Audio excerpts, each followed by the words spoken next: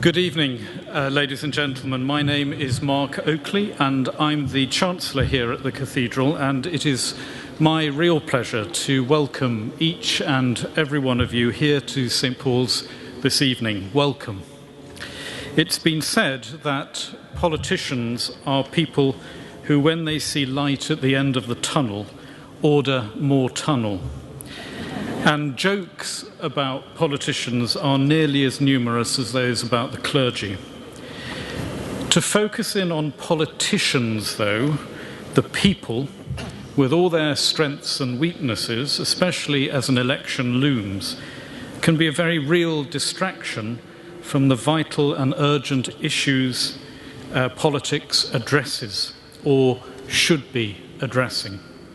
And, of course, the way policies translate into human lives and that of our planet, for good or ill.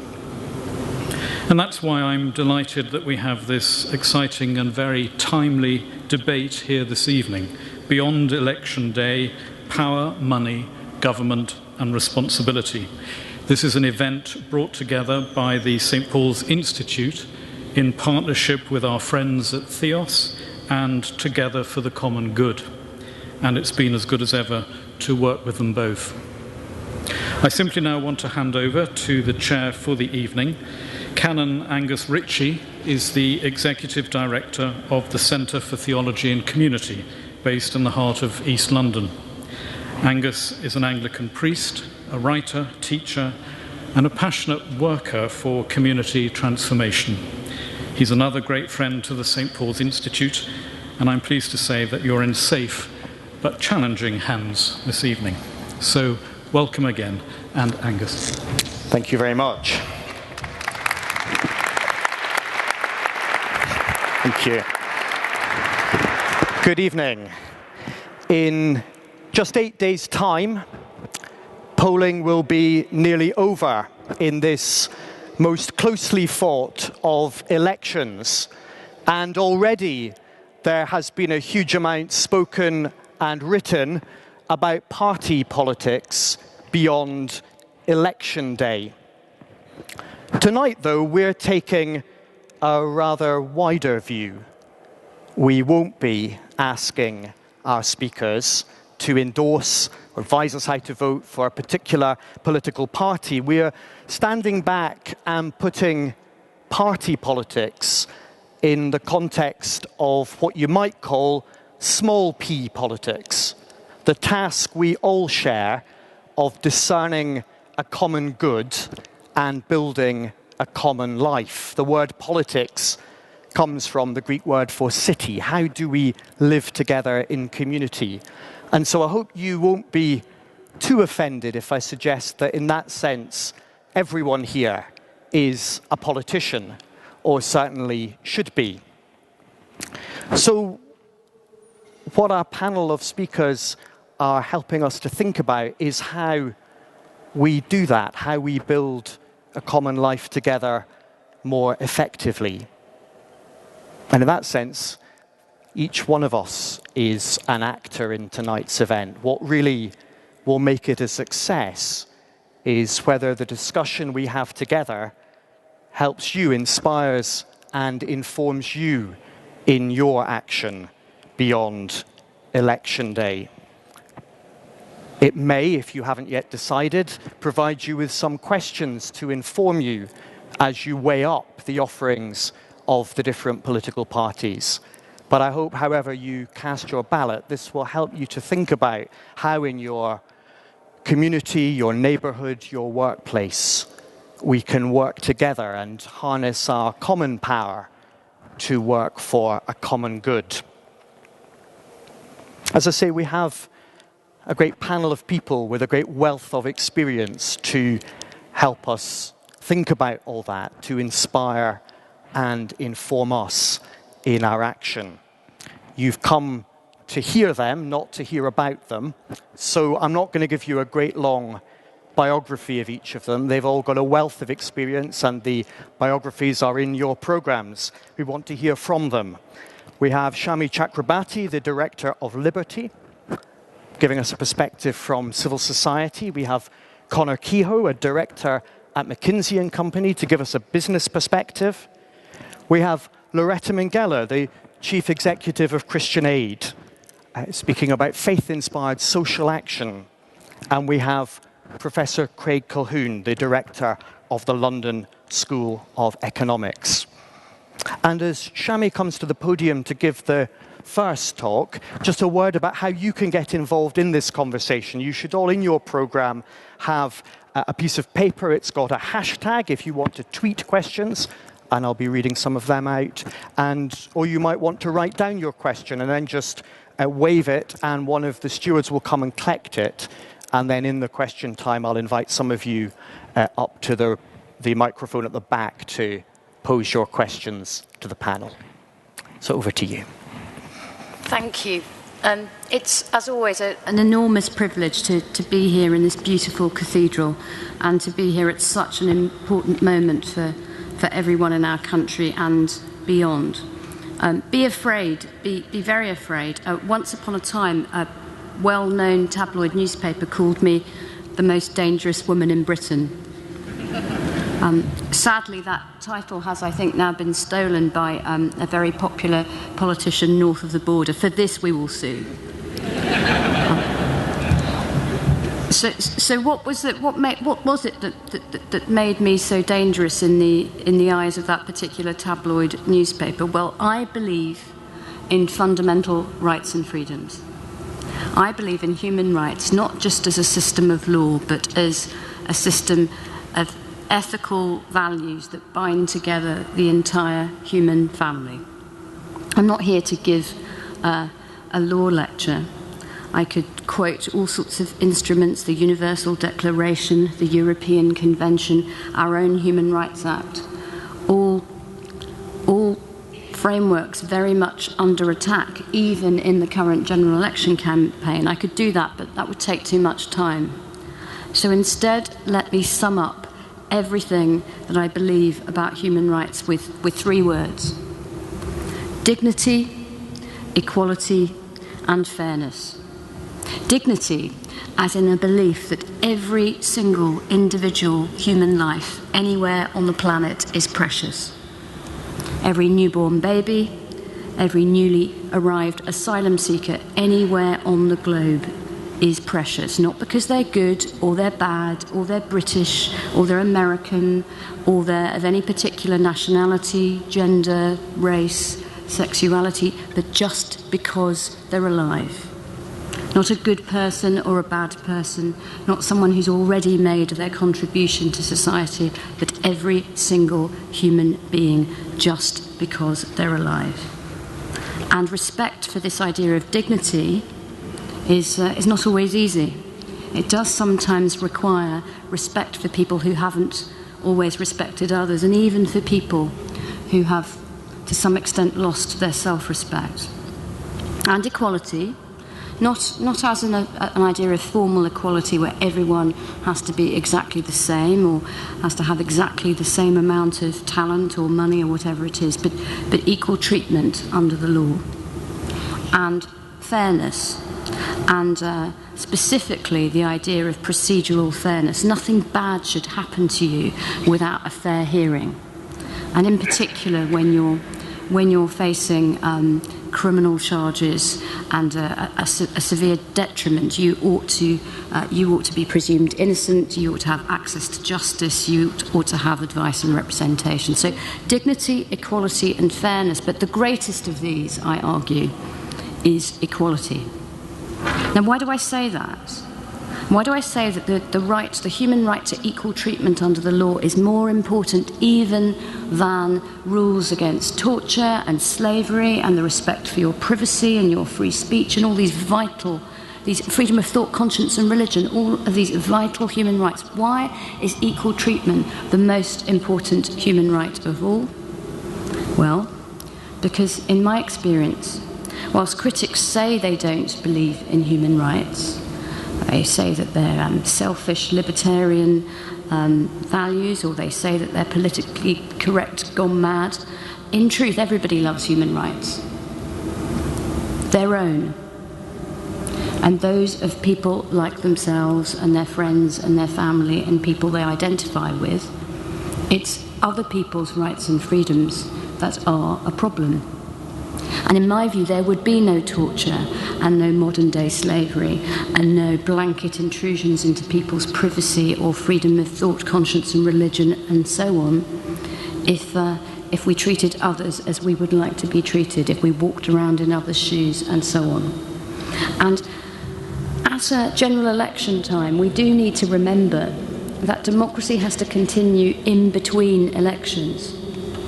And democracy is more than just casting a vote once every 5 years. If democracy were just about casting a vote every 5 years and allowing the winner or the coalition of winners to take all, what would stop a leader that swept to power with a popular majority? I know that's unlikely in the election that's coming, but it has happened in the past. A charismatic leader sweeps to power with a popular mandate and then decides that they will lock up their opponents. They will censor the critical press. They will do all sorts of things, interfere with people's civil rights and freedoms until democracy itself is shut down. That is not a dystopian nightmare. That is something that has happened in my lifetime in other parts of the world, which is why I say democracy is not just about voting, and it's not just about majoritarianism. It is also about fundamental rights and freedoms and the rule of law. These principles keep democracy alive, and without them, democracy would eat itself. It would be very short-lived and illusory indeed. So what of this charge that rights are somehow selfish and they don't build mutuality and they don't allow responsibility in society? What do I say to that charge? Firstly, I say we are bound by so many laws in modern democracies that it's not much to ask that the powerful owe a few responsibilities to the people. The second thing to say is that because rights and freedoms are an ethical as well as a legal framework, we cannot deliver them if we don't respect them for each other. I cannot deliver free speech for any individual in society if other people aren't prepared to listen. I cannot protect one person's privacy if we don't sometimes take legal steps to stop other people intruding too much into their space. Tom Paine, the great rights activist, wrote about the drafting of the French Declaration of Rights many, many years ago. And he remarked that during the drafting process, some had said that surely a Bill of Rights needs to be matched by an equal and opposite Bill of Responsibilities. He noted that this demonstrated a mind that had reflected, but reflected not enough. Because a Bill of Rights is by reciprocity a Bill of Responsibilities as well. And our Human Rights Act that reflects Churchill's post-war legacy is not a selfish or ultra-libertarian document. It is a set of values that acknowledges that human beings are not islands. They are individuals, precious individuals, but social creatures as well.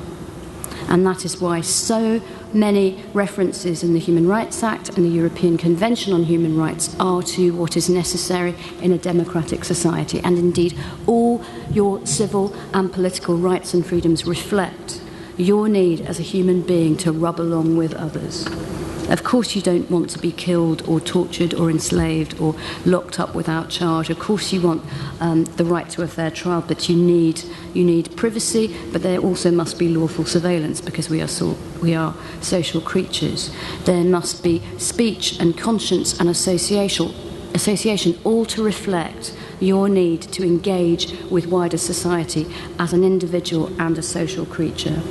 These instruments are at stake in this election by some powerful political and media interests who want to pull Britain out of the Human Rights Convention and scrap the Human Rights Act. And they want to do this in the very summer that we celebrate 800 years of Magna Carta, and they will all drink champagne at Runnymede and wrap themselves in that great instrument, which was an inspirational instrument for 1215, but the struggle for rights and freedoms did not end there. Let me end by remarking on that contradiction and that hypocrisy with the words of the great legal philosopher Tony Hancock. Remember Magna Carta. Did she die in vain? Thanks for listening.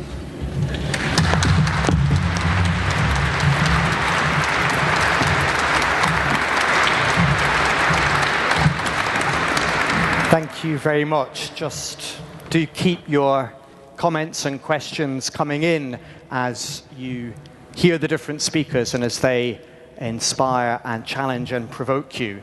So now, Conor Kehoe from McKinsey and Company. Well, thank you very much.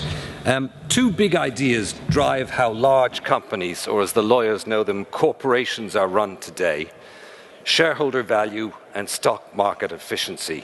And my challenge is to keep you awake while talking a little about the history and the current state of thinking of these two big ideas of my generation. Firstly, though, I wanted to say that the corporation is a wonderful invention and doing very well, thank you very much. Some people describe it as an imaginary person that can enter into contracts with you and me and other corporations, and these can be enforced by the courts. If you and I have a business idea, we see an opportunity, we can get investors going on with their daily lives, usually, by the way, friends and family initially, to put a little money in, and they know by law, if we've set up a corporation, their liability is limited to that money. They don't, by the way, get any money back unless there's a surplus after everyone else is paid, and the other people being paid are usually the taxman at the head of the queue, workers, suppliers, and this surplus is known as profit. So that's the deal. Shareholders can put money in, they have limited liability, they can get some out too, but only if everybody else is being paid off. So popular are these imaginary people, these corporations, that their population in the UK is now some 3.4 million as of February this year. And of course, unlike real people, companies can't really be held responsible. It's hard to shake their hand or understand how they're feeling. They're a fiction. And as one English jurist complained in the 18th century, he said, corporations have neither bodies to be punished nor souls to be condemned. They therefore do what they like. So as a society, having allowed these imaginary people to come into existence, who are the real people responsible for their behavior? Well, the answer is straightforward, almost in all jurisdictions. It's the directors of the company. And who appoints the directors? In most jurisdictions, it's the shareholders.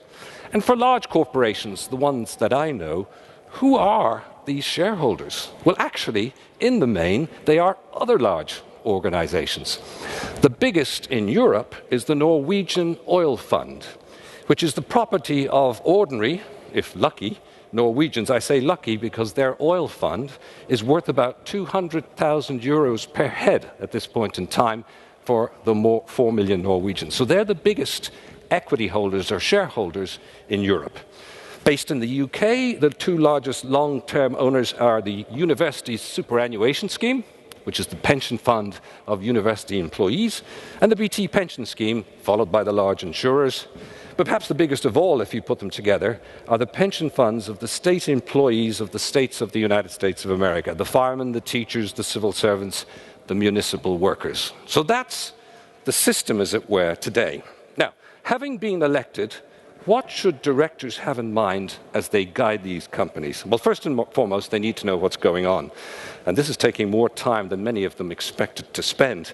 Too complex to understand is less and less accepted as an excuse when things go wrong. Of course, we expect these directors to ensure that their charges obey the law in all they do, and further, it's reasonable to expect that they adhere to the norms of society. But obeying the law is a bit of a minimum. It's a low bar. How do we set things up so that directors guide their companies in society's best interest? After all, it's society at large that allows corporations to exist. Well, an answer was given by the famous moral philosopher Adam Smith. The answer he gave was his invisible hand.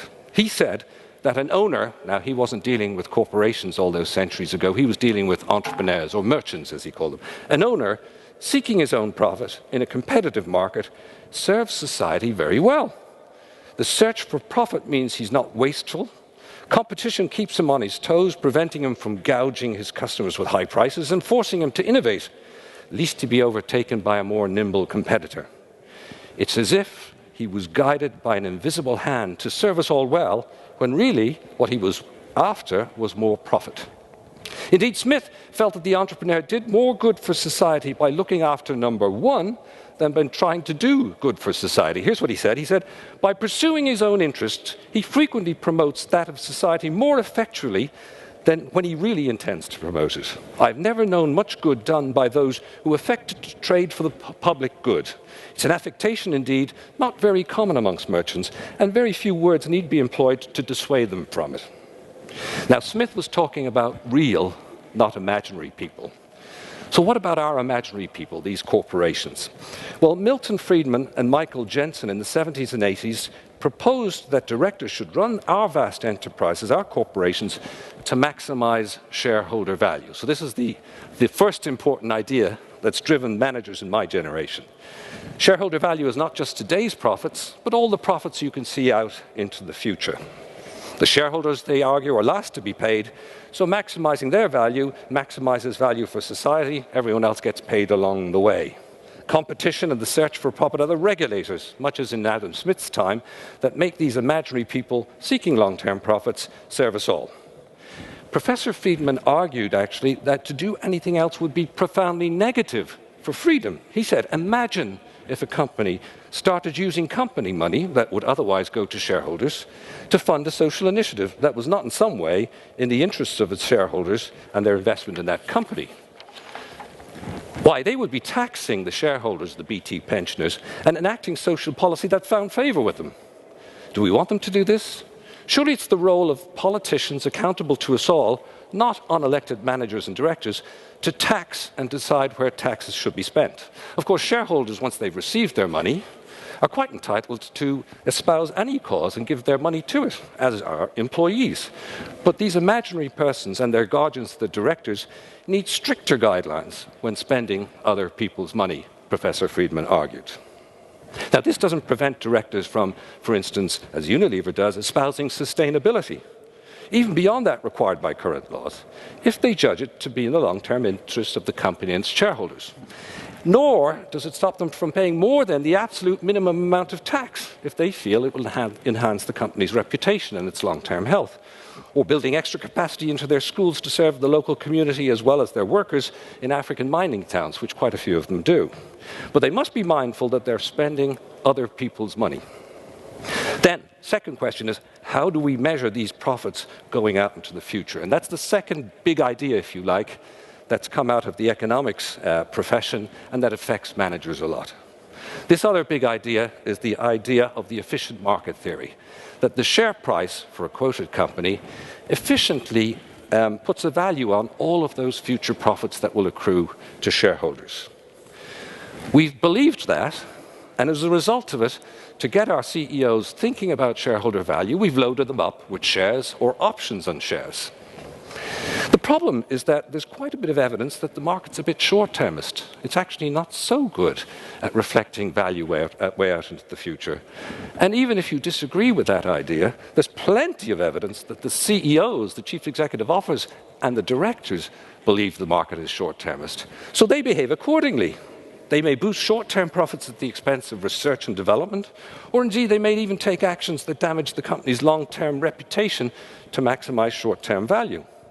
Some argue that those who go out of their way to avoid paying tax are falling into this trap, hurting their reputation by not paying sufficient tax and putting, in a sense, mortgaging the future.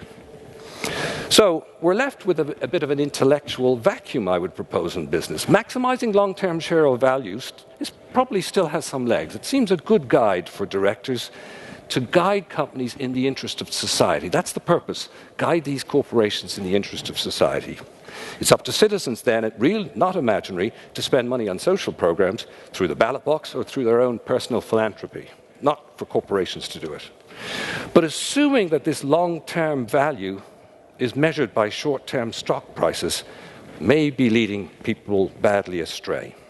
So what new measurement might they use? Well, there I have to tell you, the search is on, the debate is engaged, the answer won't be simple. Thank you for your attention. Thank you.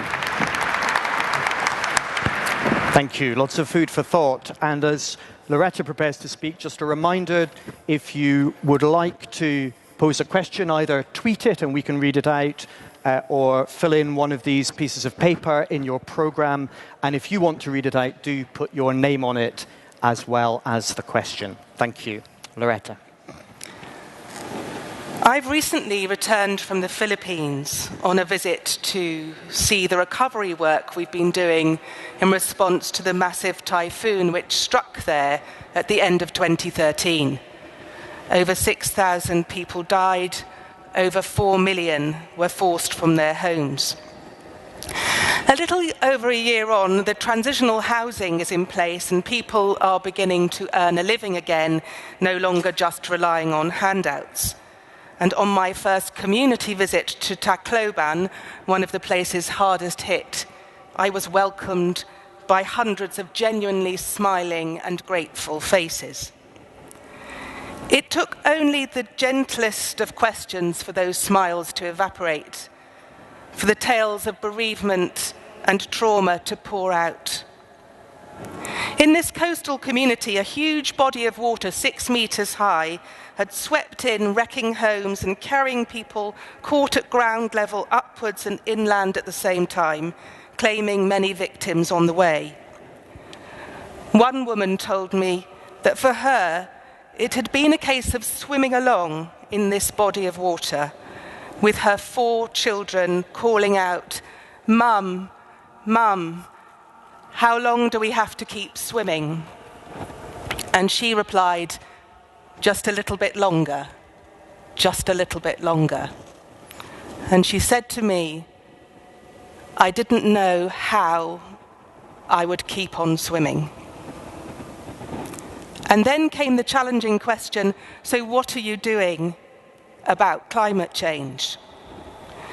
Because she knows, as I know, that climate change is making extreme weather events like Typhoon Haiyan more and more likely, and that without urgent and radical action to cut carbon emissions, it's only a question of time until another massive typhoon strikes.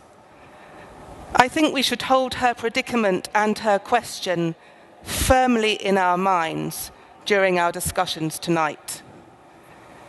Because any consensus about how we best approach the common good must be up to addressing the biggest enemies to that common good. Christian Aid's top 3, which we identify as the 3 very biggest drivers of poverty: climate change, international tax dodging, and the scandal of gender inequality, which means that women and girls represent the large majority of people living in extreme poverty. Now, arriving at some shared view of how to focus on the common good is a complex task which does lend itself to do what we're doing tonight, breaking it down into business and government and civil society. But that siloed approach is fraught with difficulty in the end, because ultimately we have to transcend all of those divisions. I think that presents a challenge and an opportunity to each one of us on the panel, whichever part of the debate we start from. At Christian Aid, we start from here. The poverty that we see is incompatible with our belief that every person is made in the image of God, and so is of inherent dignity and infinite worth. The scandal of poverty means that whilst we have enough resources in the world to go round, 1.4 billion people in the world live below the extreme poverty line of $1.25 a day. And what we know is that poverty is not just about money. Poverty is about power, about the misdistribution of personal, social, political, and yes, economic power. and poverty is incompatible with the common good. So we need to respond to our desire for the common good by dismantling the environment in which poverty flourishes and putting in the building blocks of a world without poverty, in which personal, social, political, and economic power are truly shared. This is a world in which true charity flourishes. And I'm probably not using the word in the way that you think. Let me say a little bit more about what I mean. A common individual charitable impulse is, I think, one of sympathy, one that says, I'm sorry you're hungry, that you've had an earthquake, don't have access to clean water. Let me, my government, my business, help you get some food, some shelter, some water. I think all of us support and endorse these acts of charity. And as we've seen with a tremendous response so far from the public to the Nepal earthquake, we really, really do need them. And at the same time, we recognize that as important as they are, these acts of charity don't necessarily create more than a temporary sense of connection.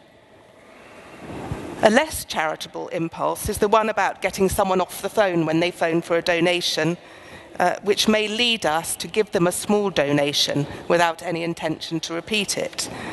And at the business level, some CSR programs fall into that category, designed to keep the dividends flowing, the reputation intact, and NGOs from coming to the AGM. These apparently charitable activities, by creating an illusion of engagement, box ticked, actually facilitate disconnection. And then I think we have the most transformational notion of charity, which is all about building relationships of integrity, which pivot on the idea that we are all equal and that we all deserve a place at the table. We find this meaning in older translations of the Bible where the word caritas is translated as charity, where modern versions use the word love. Charity, translated in a Christian sense, is about a full and wholehearted and demanding kind of love. It's not about short-termism, but relentless commitment to what is good for the other, manifested in right and just and loving relationships and in the deepest kind of giving. In pursuit of the common good, we need to get back, I'd say, to the richness of that biblical meaning. And I think in that richness lies some of the learning about the path that individuals, states, governments, and civil society need to tread. There's been something of an unhealthy standoff historically between different actors, state, government, civil society. You see it when people say the church should stay out of politics or argue that the state should not interfere at all with the possibility of free markets or personal privacy, or that civil society should not be talking to businesses. Standoffs may bring parties to the table, but they don't provide the stuff of real conversation, reconciliation, or transformation. I'm not saying there's no role here for personal responsibility. We can't expect businesses to change the world whilst we want to pay next to nothing for our clothes and not to ask if the person who made them got paid a living wage. We have to ask ourselves, what is my contribution? What do I stand for? Am I doing what I can to create the environment in which poverty could be addressed, the common good could be realized? But given the massive challenges of climate change and tax justice and gender justice, businesses and governments have a huge role to play that civil society just can't fill in on its own. So whilst we have personal responsibilities, it's also right that we continue to hold businesses and governments to account. Without pressure from us, governments are prone to short-termism, to buckling under the lobbying of the business community in particular. And they, in any event, lack jurisdiction to address global problems in a wholly reliable way, as I know from my own work in financial regulation. Business leaders may well find themselves under too much investor pressure to focus on the long-term gains. But at their best and acting together with us, with civil society, government and business have real capacity to drive decisions which will have a lasting, positive, transnational effect. Some of the great changes of the last 70 years bear witness to the power of civil society at its best.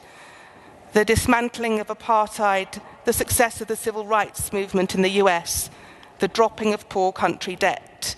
These changes bear witness to the power of people of like mind coming together around a common cause. To some extent, they indicate the power of vulnerability. How awesome it is when people put themselves on the line for the freedom of others. It's tough for governments and businesses to show vulnerability, and that may be why they are so often stuck in a defensive pose, which makes change more difficult. Well-organised and well-intentioned civil society actors can provide the political and the commercial cover necessary for long-term common good decision-making. Let me finish by taking you back briefly to the lady I met in Tacloban in the Philippines. If you donated to the Christian Aid or the DEC appeal for the 2013 typhoon, you helped her get back on her feet, for now. But if we believe that she also deserves a share of the common good, then her question counts, her voice counts. And she'll only have proof that it's paid off for her to ask me the question if the answer she gets shows government, business, and civil society acting together. Only by coming together can we hope to tackle the world's biggest challenges and really begin to build something worthy of calling the common good. Until then, we need to keep on swimming just a little bit longer. Thank you very much.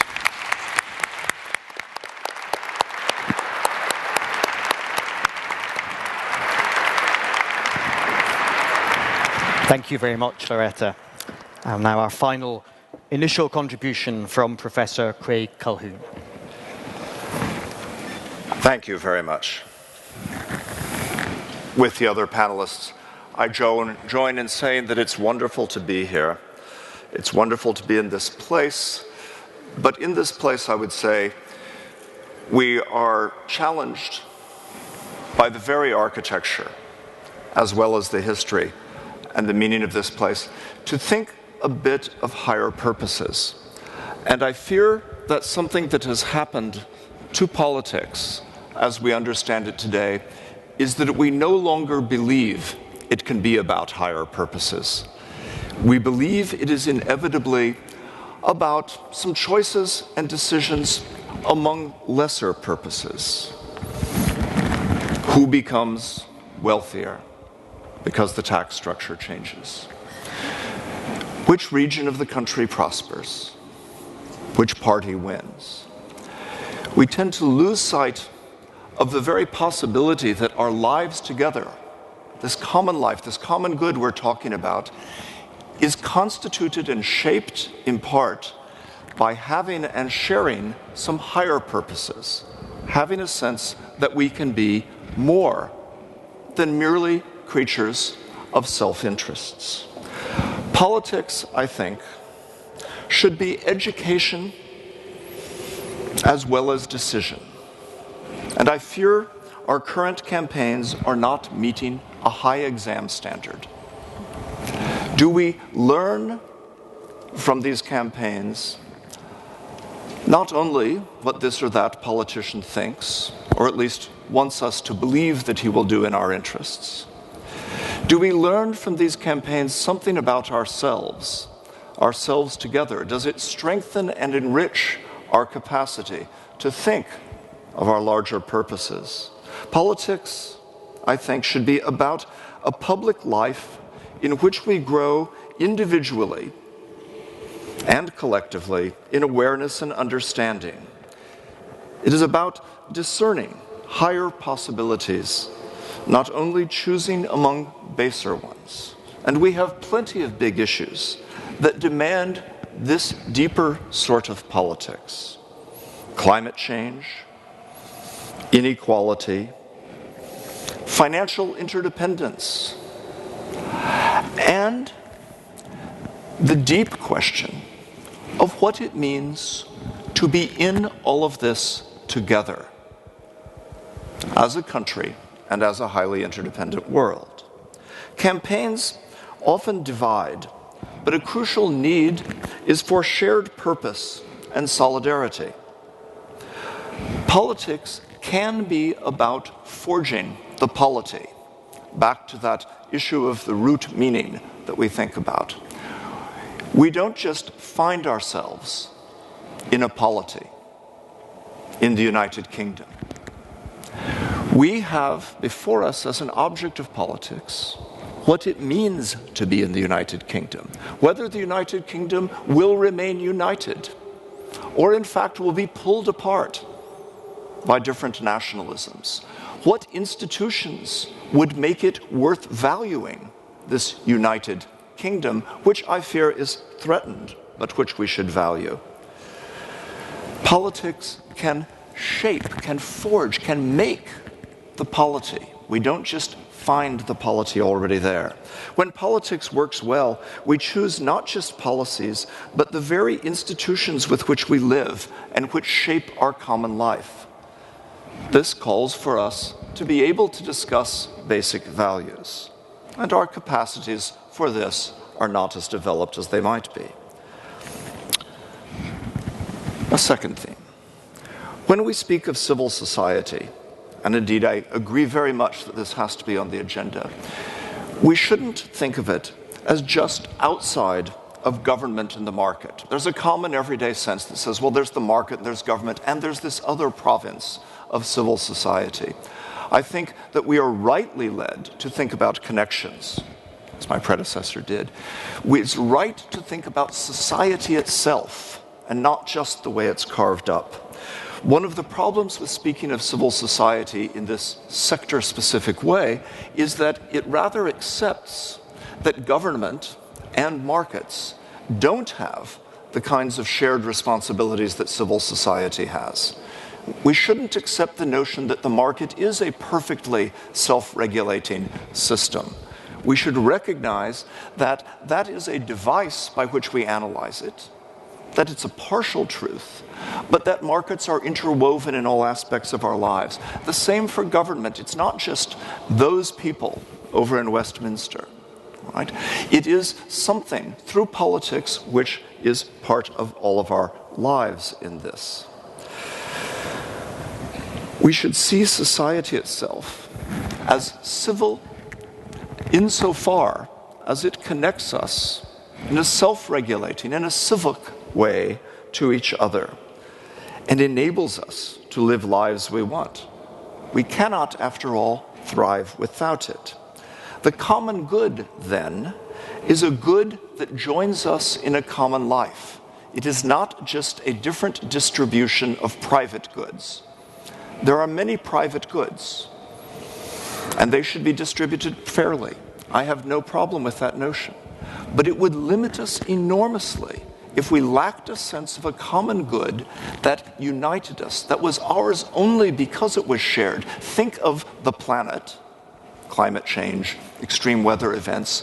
The inhabitation of the earth is shared. But think closer to home of community and the existence of community or the absence of it, because I think we often are worried that the word no longer signals what it once did in our lives, but is just another name for saying the place we happen to live.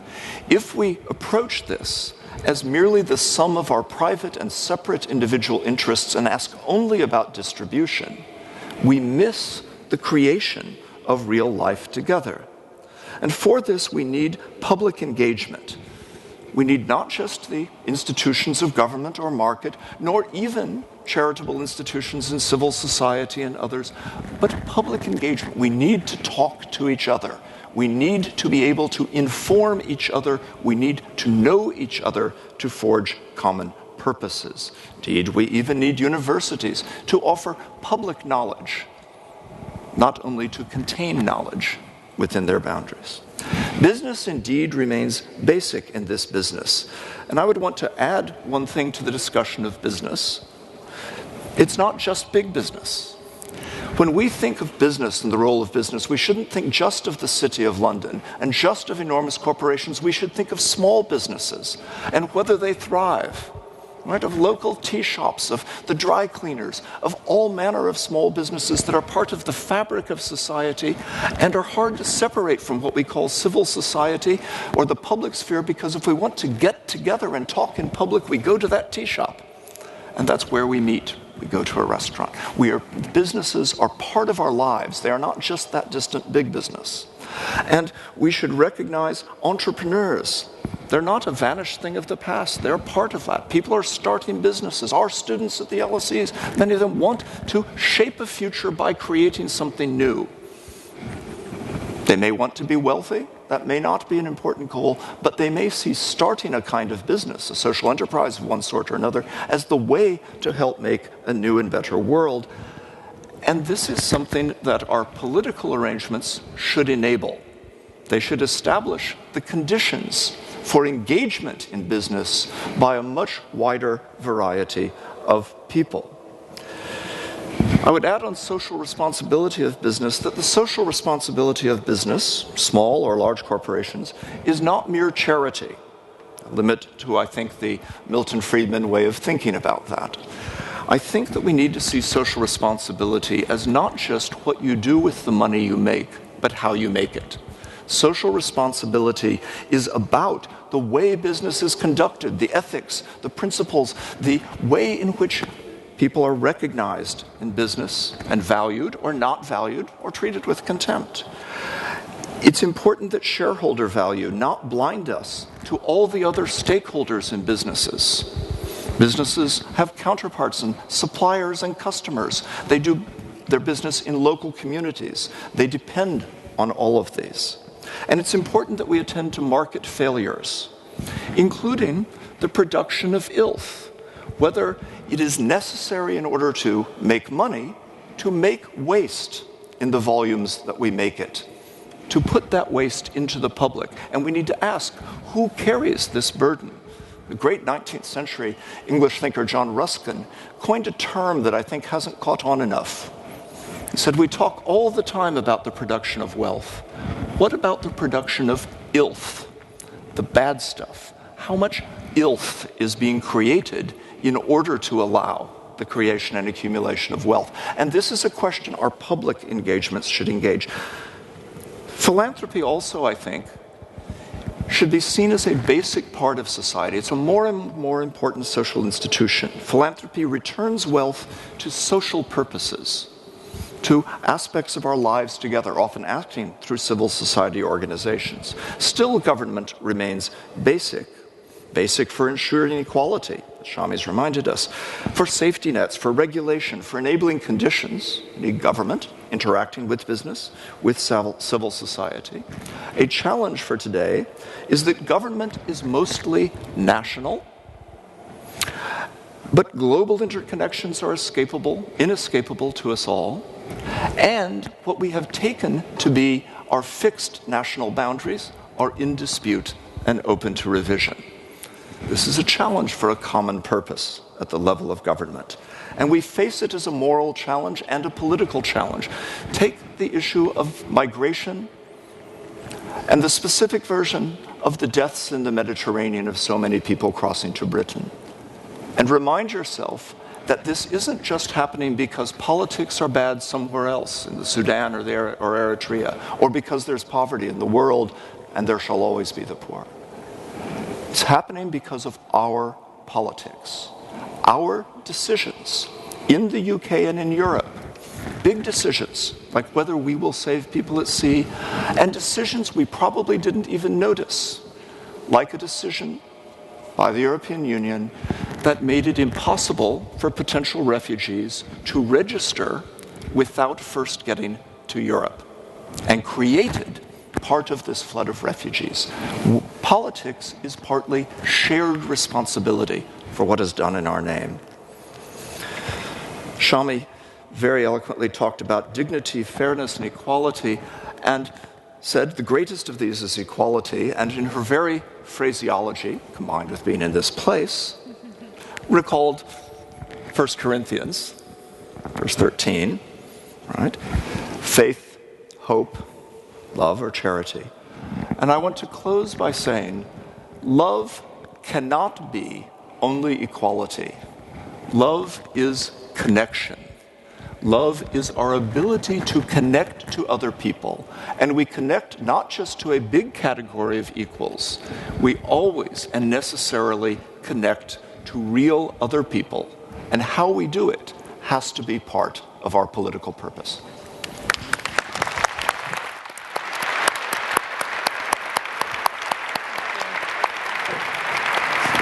Thank you very much for very different and, I think, hugely stimulating contributions. Do please, as the panel, have an initial discussion to try and make some connections between those contributions. Do please keep your questions coming in, either in the by writing them down and handing them into the stewards, or by tweeting them.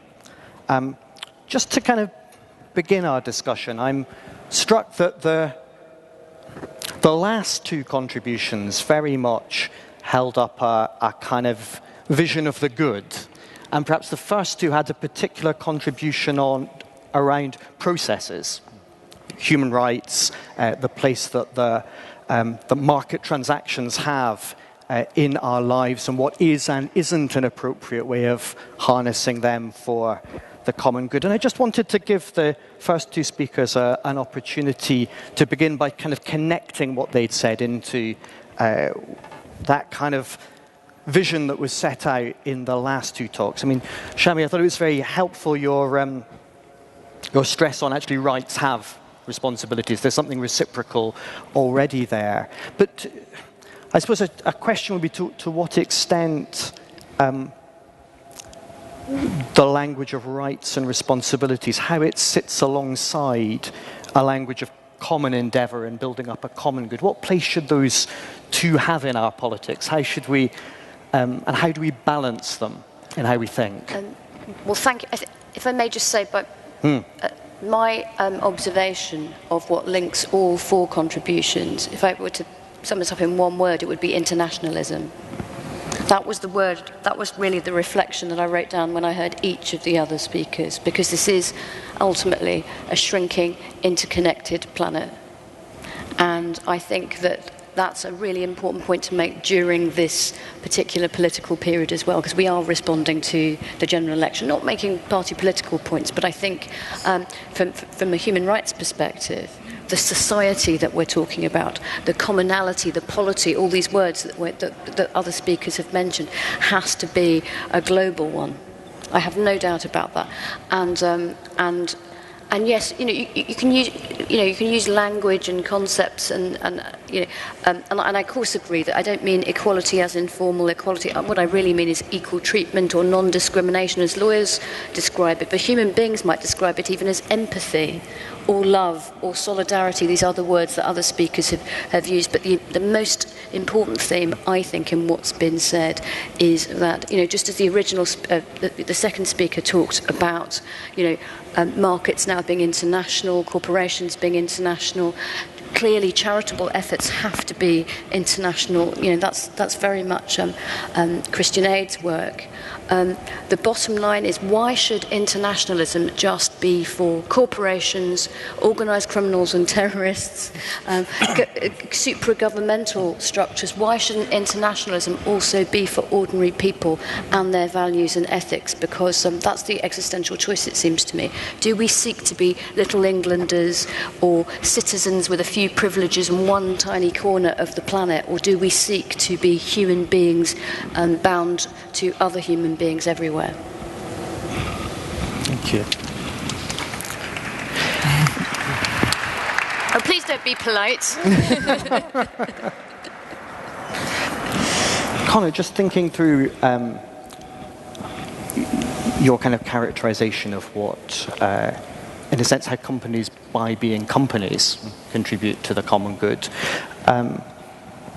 What kind of conversation then should civil society organizations be having with companies, if this account is correct, that they're primary purpose is to maximize shareholder value. That struck me as implying some limitations, actually, on what it's helpful to ask of companies morally.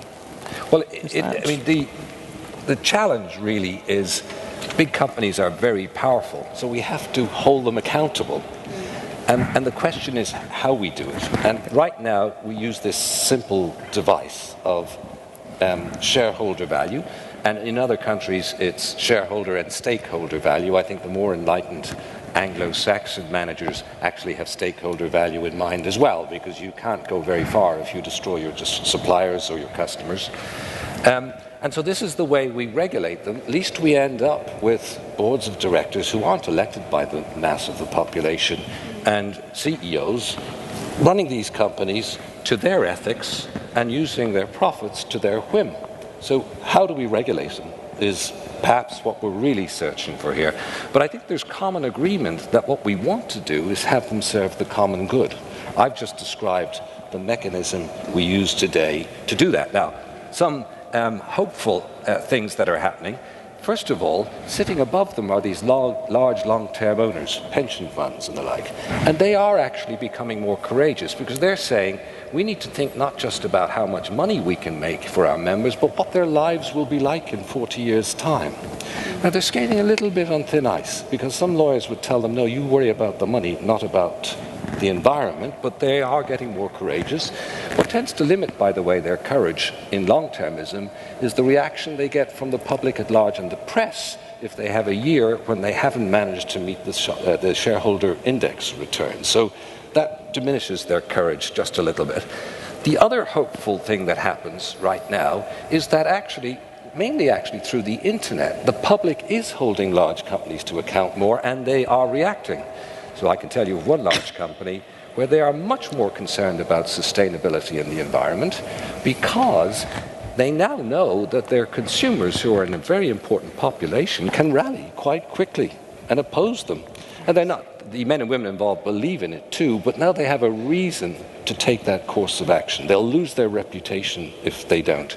For those interested, the two sectors of industry most concerned now about sustainability and taking the most proactive stances are the consumer industries, for obvious reasons, but interestingly enough, also the mining industries. They're concerned about individuals as citizens, and they may not get their licenses if they don't act. So there's something there about holding companies to account for that kind of impact. But in terms of the funding organizations, charities might seek for common good activities, would it be fair to say an implication of what you're saying is some of that might be better sought through taxation than through inviting companies to expand their CSR budgets? If I was a vicar looking to fundraise, in a way we're talking about certain things you're arguing being more appropriately done by the state than by corporate social responsibility. That was quite an intriguing. Absolutely. I really do think so, because in a way the directors, if they're being sensible, need to think along the lines of they're taking £1 out of a BT pensioner's pocket unless they're furthering the cause of the company. If they believe they're furthering the cause of the company by giving money to a charity and enhancing its reputation, and therefore actually maybe putting £1 back in the BT pensioner's pocket, or even £1.20, then they're actually skating on thin ice. They should give the money to the BT pensioner, and you should go and collect the money from him for the charity or her. That's very helpful to know. The two contributors, Loretta and Craig, have really given us this vision of the common good. What's your response to this in terms of the role of markets and companies and rights in doing that? Any thoughts in response to this? Well, I think it's very interesting if you take the example of the way the debate's gone around tax over the last 5 years and really taken off very much in the last year or two, that companies started off by saying to the likes of Christian Aid, when we first started saying this was a development issue, well, you can't really talk to us about that because we have to concentrate on the bottom line, and that's our obligation, and we really can't do any more than the law requires of us. But we do know, don't we, that there are ways and ways of complying with your obligations around tax. There are serious choices that can be made and there are policies that can influence those choices. So this very simple answer, well, it's, as long as it's legal, it must be fine. It can't really be the end of the debate. And I think that what we've seen is, with a lot of pressure from civil society over the last few years, companies are beginning to see that what they do has a moral dimension, and that when they make those choices, they make them not just for the short-term bottom line, but with regard to a wider group of stakeholders. If you go into a country and you extract value from that country, it's not enough just to say, well, we provided some nice jobs and people got paid. Because that country that you're relying on for a robust policy framework that you want to do business in, it has to provide for its citizens. It does have an obligation, a bottom line obligation around health and education and so on. It has to make its money from somewhere. And so those decisions around tax have a moral dimension, and it's great that companies have begun to realise that. Craig, any comments on that? Yeah. I think in the overall question and the frame, we should think of visions of the good, certainly, but also recognize the difference between visions of the good and limits on the bad. And often we let our discourses be dominated by how can we limit the bad, how can we prevent abuses, not what can we accomplish together. And I think that's one of the things that sets apart the different interest groups in society, business, civil society, and so forth. With regard to corporations and markets, I think briefly three things. One is, we've been told for a long time, in the words of someone locally famous, there is no alternative. The famous Margaret Thatcher Tina line has had many, many different applications, that there is no alternative to this particular arrangement of power and money and the organization of business. But there are always alternatives, and it changes. And so we need to get over there is no alternative notion. And I don't mean just saying, oh, we're against business, there's an alternative business. I mean inside it. The world of corporations has changed dramatically in the era of the dominance of shareholder value, because corporations have been turned into commodities bought and sold. Part of the consciousness of every CEO, and usually the CFO as well, is what protections do we have against becoming, against our will, the object of a takeover bid, the losing the corporation. This has contributed to short-termism, but it's changed the whole work of corporations, which, among other things, for many people lucky enough to work in them, provided a relatively secure long-term form of employment. And part of the change is a loss of what I would call corporate social responsibility, not as charity, but as a responsibility to employees. Yeah. And the sense in which firms should see employees as stakeholders in the firms. And we should all see this change in the way capitalism works as changing the extent to which it's even possible for the CEO and the CFO to act on that responsibility, because if they do it in a way that changes short-term equity values for their company, they'll be punished for it. Just making this kind of concrete in terms of what we can do about it. If we're working in a company, or if we're involved in a civil society organization, what can we do to rebalance this? What can each of us do to make a difference and to help companies to have that kind of responsibility, whether we're working inside them or not? Well, I'll give one answer. I'm sure I don't have the other one, which is that for each of us, the first side is how we work. And that goes all the way from the CEO to everyone else in the firm, and whether we work with a sense of responsibility to others, with a sense of responsibility to society. Back to the very basic of the corporation. Is it a creature of contract? Two people get together, they sign a contract, they invest? Is it a creature of concession? As part of the history of corporations is that the Crown makes a concession to grant the right to form a corporation. There is a public trust, and I think for every employee and all the way up to the CEOs, recognizing that doing business partly depends on a public trust. It's not just an inherent individual right. I think that's an incredibly important point, actually, a very important point that people forget. It is a privilege to be allowed to form a company or a corporation. It gets the blessing of the state, and certain benefits and privileges flow from that. And therefore, you know, the state has a role in continuing to examine whether those benefits and privileges should flow, not just in relation to the tax regime, but also in relation to other aspects of governance. That's the role that you discussed very eloquently of the state in regulating corporations, but equally employees ought to be members of trade unions, and they can engage in both partnership and challenge with their companies if they feel that it's not a great place to work, or indeed unethical things are happening in the way that company is behaving. Consumers engage with companies. Loretta spoke eloquently about the anti-apartheid struggles. Goodness me, wasn't that a great international movement of consumers and voters and protesters and trade unions? Indeed corporations. And indeed corporations, quite. Well, thank you. If we're beginning to move into this territory of what we can do, what that might look like today. So I'm going to open this up for our first set of questions.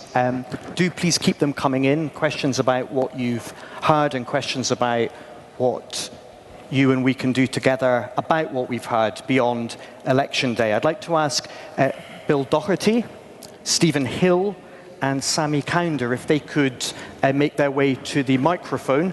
And while they're doing that, there's a question from Kate Lever for Shami in particular. Shami, what effect do you think the mining of our metadata by government will have on our dignity?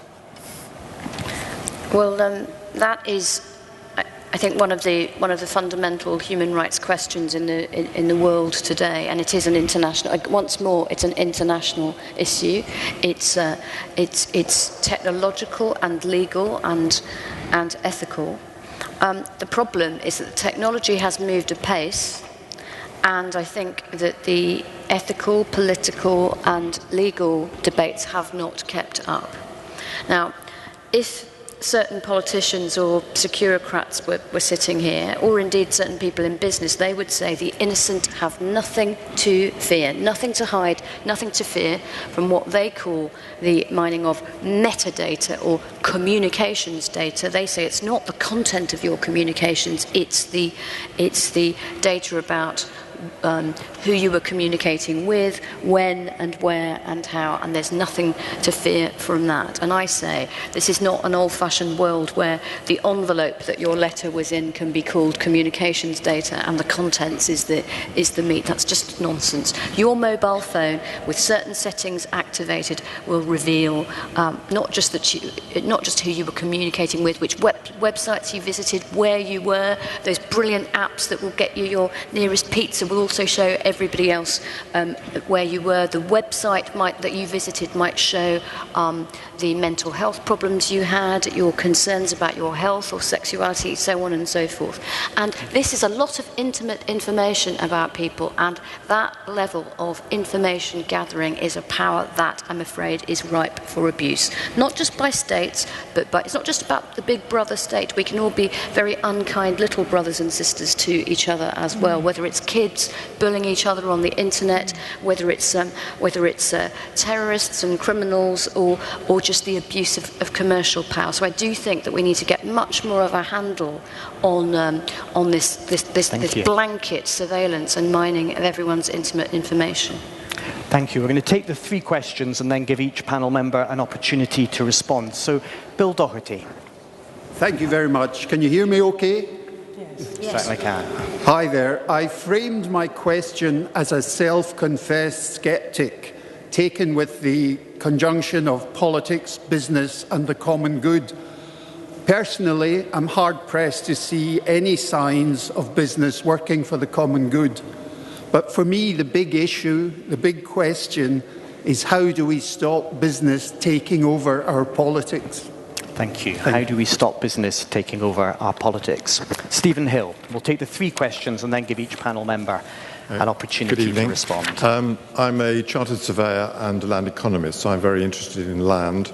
It's a kind of rather special part of the way our society and our economy works, and it's a lot more than a commodity, which is how it's often treated.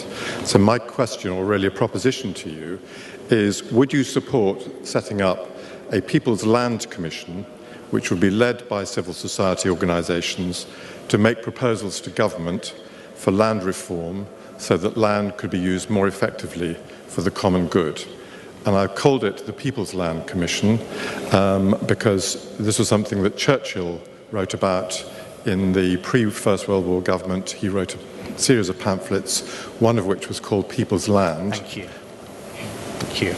And the third question, Shami Kaunda. Good evening to all, particularly the panel. My name is Shami Kaunda. My questions are two questions into one, but it's slightly beyond what the topic of discussion is, but let me put it anyway. Primarily to Shami Chakrabarti. What does the panel think about introducing ID cards, national ID cards, and also about how candidates' details, namely in the elections, the ballot papers carry no details about pictures of the candidates or whatever. So somebody coming into the ballot box is often confused. In fact, it sort of makes the election look touchy or touch and go, I should say. Thank you. So why don't we put pictures in ballot papers and make it easier? Thank you. So one very general question, one overview question about is business taking over our politics? Perhaps behind that, the worry that our common life seems to be, questions about common life seem to be dominated by economics. And then two very particular proposals, one about a People's Land Commission and the other about ID cards. So let's take it from this end, Craig. If we can have kind of a quick response, the really as quick you can, response we'll get more is questions that, in. Yeah, the role of money in politics is enormous, and as we have allowed a election and campaign system to become more expensive, we've created incentives for people to look wherever they can to get the money to run for office, and looking to business, and particularly in this case, big business is looking where the money is. So it's not very surprising. The way to change that isn't simply to hector business, it is literally to reform the way campaigns are done. I happen to come from a country that is much worse than Britain. You can look at the US example and see problems with campaign finance and work to not go that way through much better regulation of campaign finance. So a bit of a beware, something to avoid. Any thoughts on the proposals about land? I think land's crucial. I have thought about it more in terms of urban land, and actually the Churchill proposals involve both urban and rural land, and thinking about was there a future for farming and things like that, which I haven't thought about as much, and I suspect is a very different question today. But housing is a critical public issue in Britain.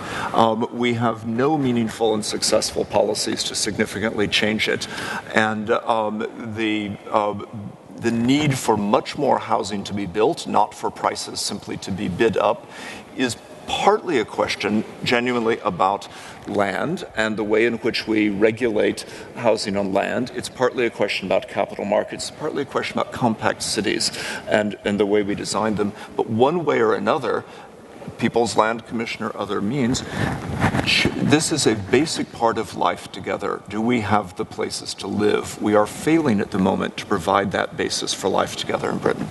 Thank you. Loretta, how do we get our politics to be focused back on the common good? What's the practical thing we need to do next? Can I just pick up on one of the questions? I'd really like to, if I could. Yeah. The one about business taking over politics, because it struck me as a great irony. We've had recently some legislation go through that was designed to ostensibly tackle the danger that business would unduly influence politics, and instead of which it seemed to focus in our experience more heavily on civil society. Absolutely. Lots of people saying charities should stick to their knitting, and that seemed to become rather the focus of the legislation. And I think that taking an international perspective on this, in too many countries it's very unclear what is the nature of businesses' purchase on the political landscape, and that's because there is wholly inadequate transparency about what business is actually doing. And I think that businesses would be able to make a much stronger contribution to the common good if they would accept a much higher degree of transparency, for example, about what profits they're making, where and how, and what tax they're paying, where and how. And we've encountered tremendous resistance over these last few years around these fairly basic propositions. But there's a real danger for businesses, it seems to me, because governments are incapable adequately of regulating businesses, because businesses are often transnational and governments aren't, then businesses are terribly at risk in the longer term from being victims of each other's excesses because governments aren't reining them in. And I think the antidote to that is a higher degree of transparency, which would equip businesses and civil society to curb the excesses of businesses where governments are not adequate to the task. So I just wanted to just pick up on that. But I think if there's one thing that I would say to everyone here about what each of us can do to help build the common good, apart from taking responsibility for our own immediate decisions about what we do in terms of things like buying goods and services, would be to get involved, to find out about the issues that you think are too big for you to influence, because almost any issue is capable of being influenced by you.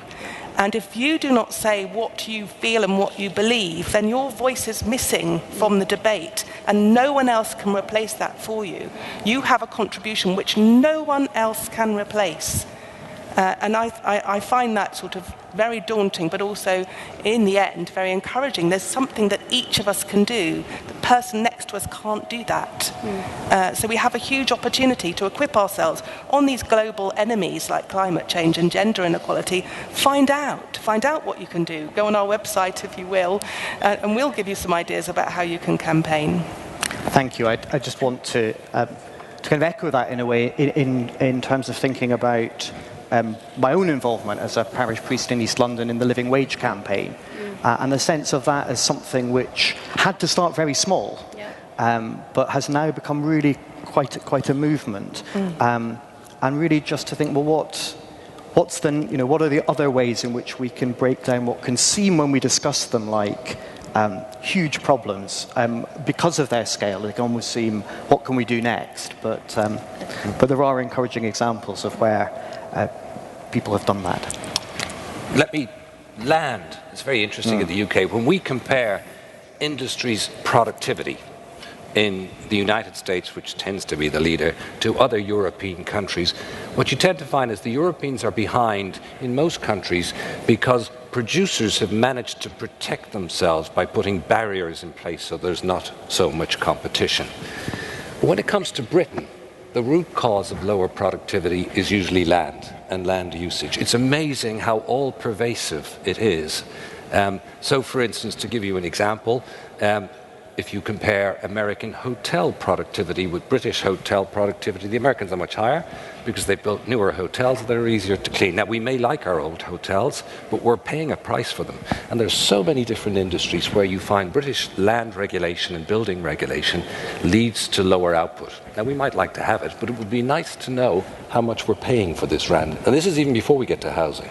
So land is really a big issue for our national output.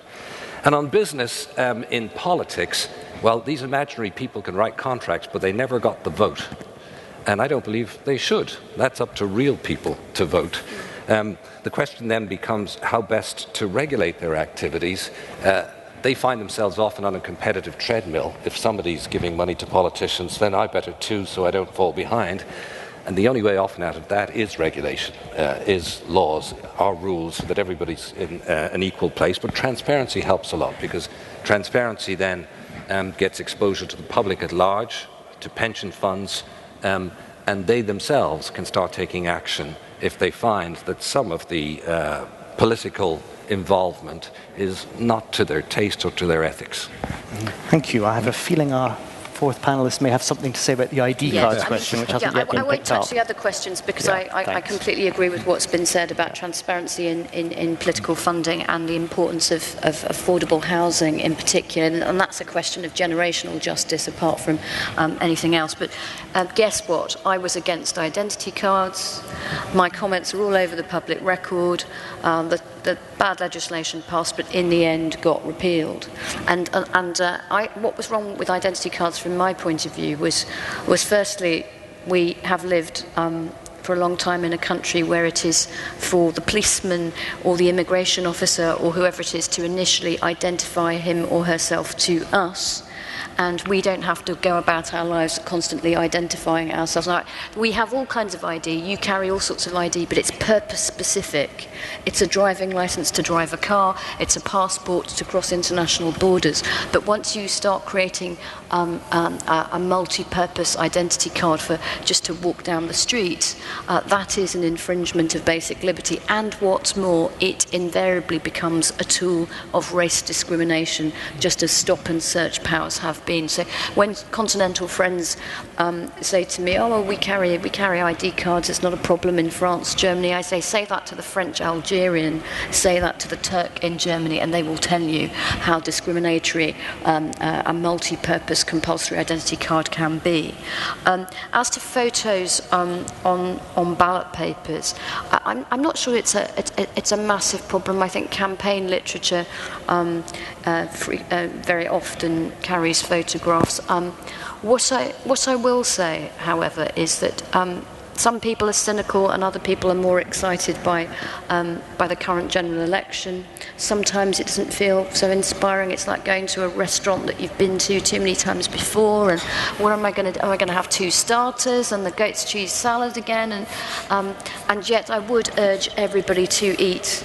You must eat. And I would just remind, in particular, the women in the Cathedral today, that we have had the vote in this country for less than 100 years.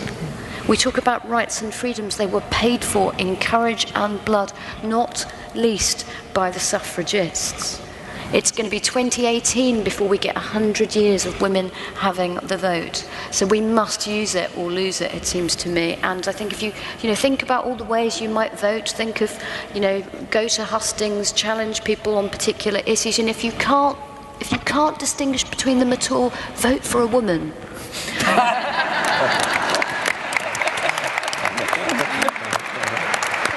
probably won't be many choices. Thank you very much.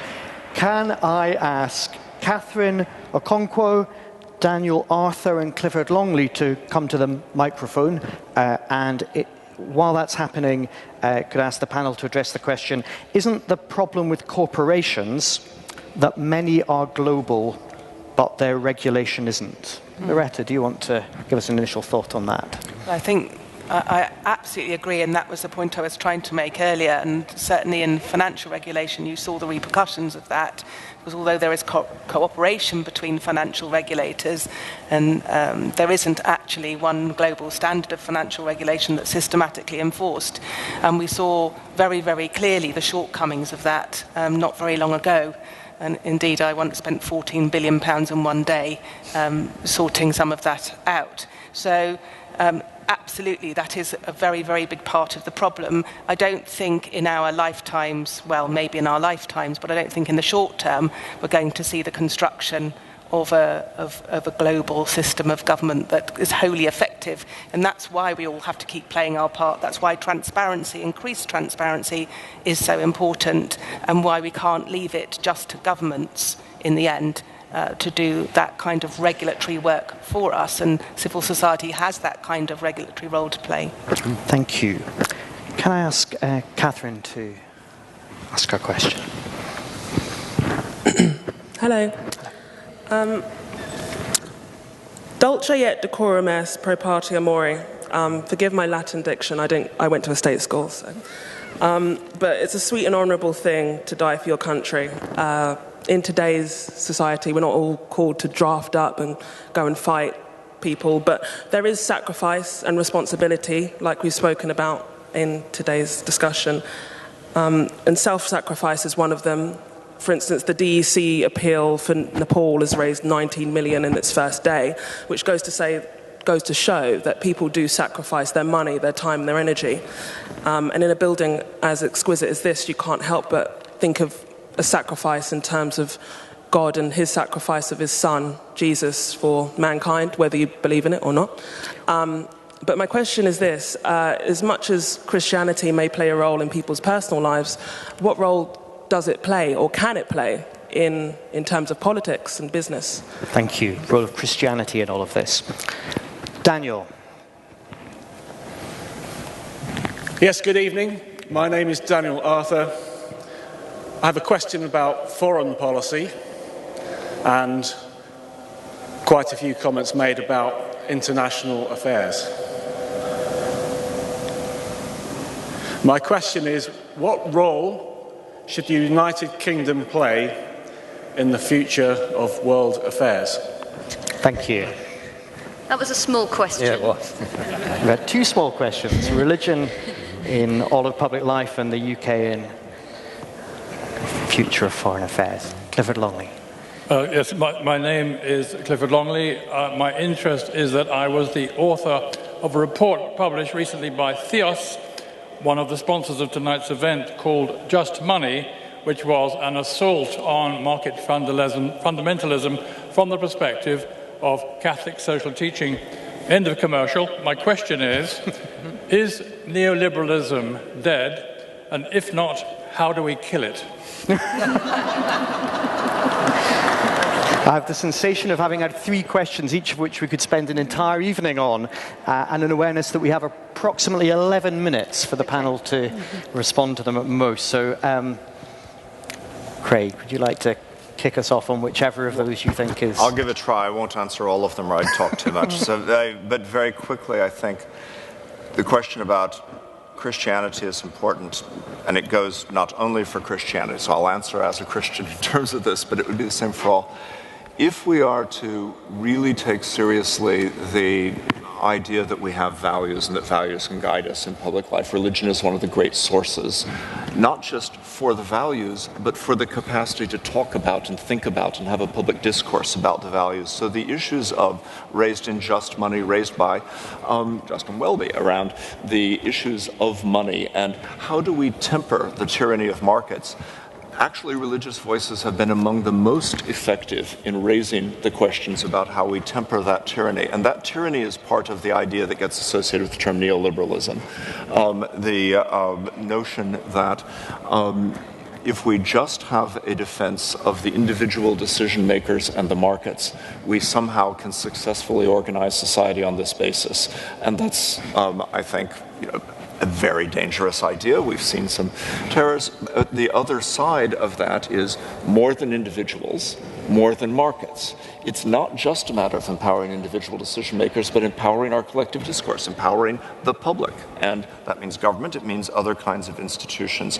A last point on the issue of UK and world affairs.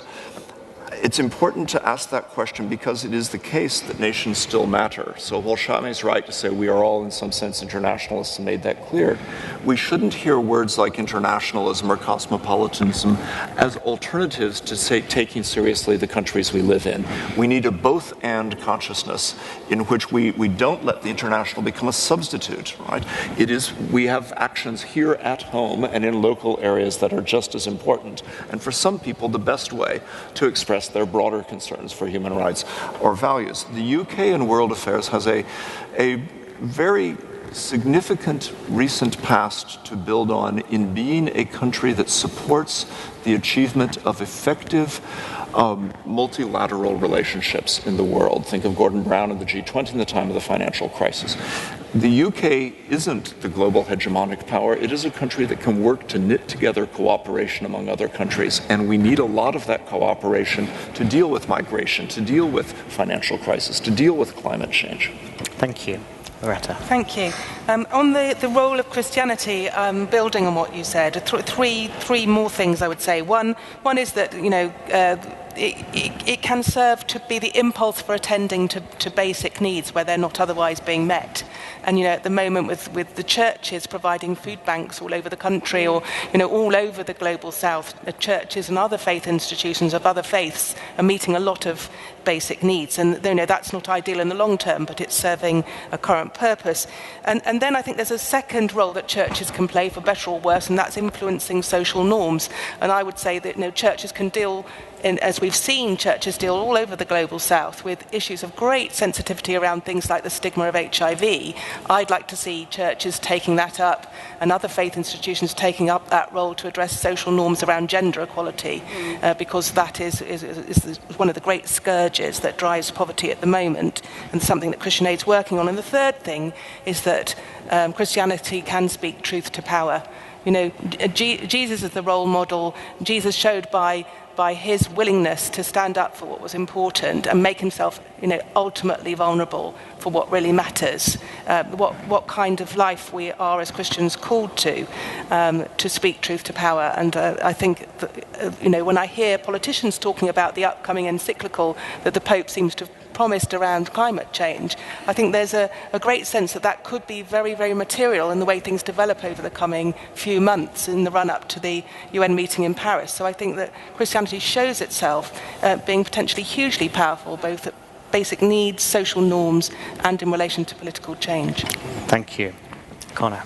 Well, as I said in the opening statement, we expect companies to obey the law, but also to live within society's norms. So I think that's where Christianity and the dignity of the individual more generally plays an important role. I'm reasonably optimistic. Look what happens now if it's found out that a company is using child labour. That may be cheaper, but it's just completely unacceptable. Or when a company damages the environment. And the way to reinforce that, of course, is to get engaged. I'm also a bit more optimistic about international regulation. It's far from perfect, but laws such as the UK Bribery Acts have impact throughout the world. They set different norms, different standards. So I do think that the advocacy of the dignity of the individual mobilizes us all, and we do make a difference to how businesses behave. Thank you. Shami. Well, I don't feel it's for me to lecture anyone about how their faith should influence their politics, but I would just observe that I think the most positive role of anyone's individual ethical system or faith in their social action and in their politics is when they show the love and not the discrimination or the hate. So I prefer the Loretta Minghella version of faith in politics to some other versions that we have seen. So more attention to poverty, please, and less obsession with sexuality on occasion.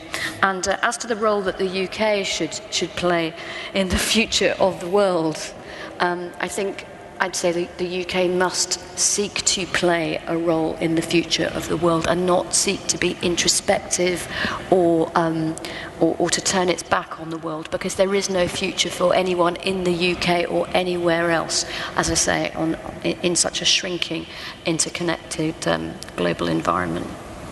Thank you very much. We've covered a lot of big themes in that last discussion, and we're now moving towards the panel's closing remarks. Each member of the panel gets a couple of minutes to respond to the whole discussion, and in particular to focus on the question of what one person can do. I said at the start, I think this is true of all the events that St. Paul's Institute arrange of this kind, that the real success of an event like this is the way it equips each of us to do something different. And so we're going to close by giving each of the panelists an opportunity as they draw these threads of discussion about the common good together to think a little bit and to offer us all some thoughts about what we can practically, individually, in our communities and workplaces do. Craig. Okay, I will choose 3 topics. A point about one person doing something, I'll just illustrate by reference to the living wage, which has already been referred to. The LSE is a living wage employer. My first encounter with this was a single first-year LSE student coming to me, Richard Sarnyogi, and saying, "Do you know about the living wage campaign? We need to sponsor this." I said, "Don't we already? Seems like we should." And we proceeded to move and do it. Now, my point about that is it's a single student. It wasn't a massive social campaign. There was a massive social campaign. My arrival 3 years ago in the country brought a single student to me with the word. I think there are innumerable opportunities for individuals to do things, often by interacting with others, and this is just an example. I'll reflect on an absence. It's interesting that Europe hasn't figured. frankly hasn't figured much in the election, despite UKIP, and the campaign so far hasn't figured in our discussion, but it's an example of something pretty big and momentous that could happen in our lives without there ever being a big public debate about it, without really having engaged in a collective discussion. And I'll close by returning to the question that didn't get attention about sacrifice. And I think this is actually an important theme in various ways, not just because we should all sacrifice ourselves and die for our country, which conjures a rather militaristic image of the way patriotism works, but because we should recognize that giving can be important, that we have a society enormously structured around getting, and thinking in terms of how we can give is a really critical thing. And it's an occasion for redefining the good. So I think it's not just that we say we accept values like extremely militaristic values, extremely monetaristic, property-oriented values, utilitarian values. If we are serious about asking ourselves what we want to be, part of what that means is sacrificing in some aspects of our lives to embrace a different concept of the good. And I think that that's important for us to ask, what kinds of good do we want? And this conversation's talked about several of those. Do we want to be better off at the expense of other people, child laborers or whoever in the world, modern-day slavery? Do we want to pursue an image of security that involves an island nation erecting borders around itself that are impermeable? Do we have a higher sense of the good that is also not just a sacrifice? It is an embrace of a good that we can achieve for ourselves. Thank you. Loretta. Thank you. It's quite hard to follow that. I think, just listening to the discussion, I think we've got some choices that we need to make. We need to ask ourselves, in the light of everything that we've heard, what kind of world is it that we actually want to live in? I think we all know, I think Shami's absolutely right, we don't want to think of the world as London or England. We want to think of ourselves as citizens of the world. I think everyone here has echoed that. With that comes responsibility to play a part, to be informed, to speak out, to be willing to connect. And if there's anything in the common good, I think there's a shared view here that it is about connection. And the last thing I'd say is, I go back to something I said in my talk about the power of vulnerability.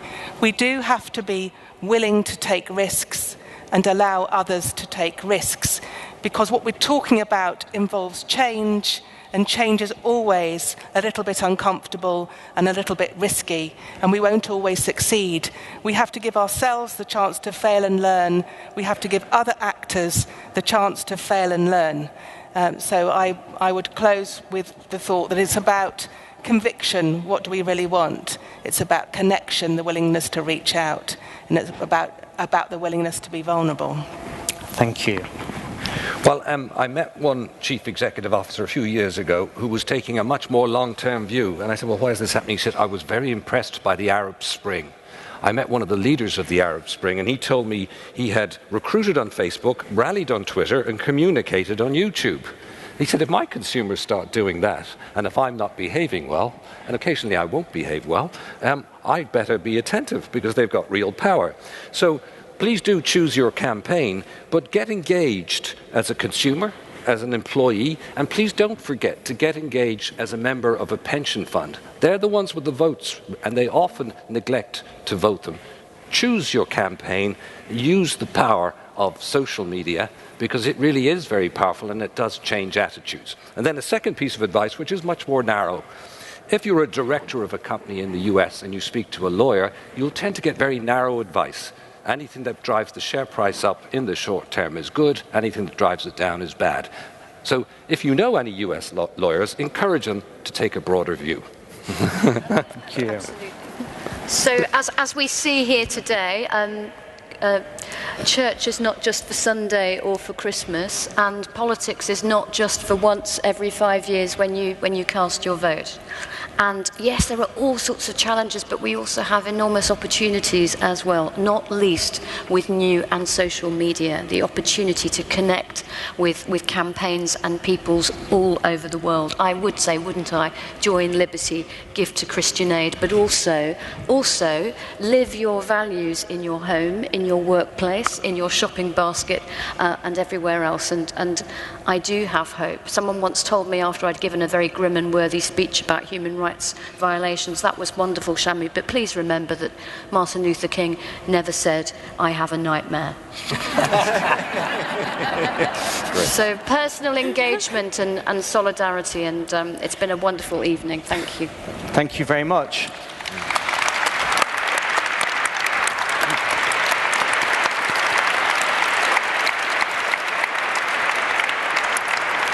I think it's fair to say that in the run-up to the election, the church had the slightly depressing sensation that when it tried to say something publicly and corporately about small p politics, it was immediately flattened into an analysis of which paragraph of the bishop's letter was secretly supporting which political party. And I think one of the great things about tonight's discussion and the part that the panel and the questions have played in it is a strong sense that there is something substantial, meaningful, that can make a difference, which is a conversation about that broader vision of politics. What are our convictions? How do we build connections with one another?